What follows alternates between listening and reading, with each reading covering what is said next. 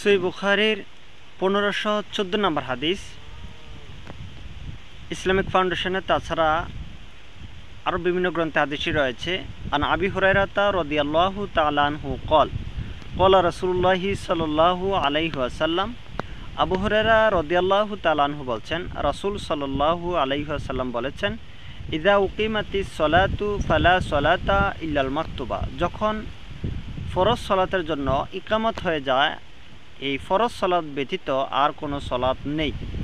আমাদের সমাজে এমনটা বহুল প্রচলিত, বা আমরা দেখি প্রায় মসজিদে যে মুসল্লিরা ফরজ সালাতের জন্য একামত হওয়ার পরেও তারা নির্দিষ্ট একটি জায়গাতে গিয়ে আবার একা একা সুন্নত পালন করতে ব্যস্ত হয়ে যায়।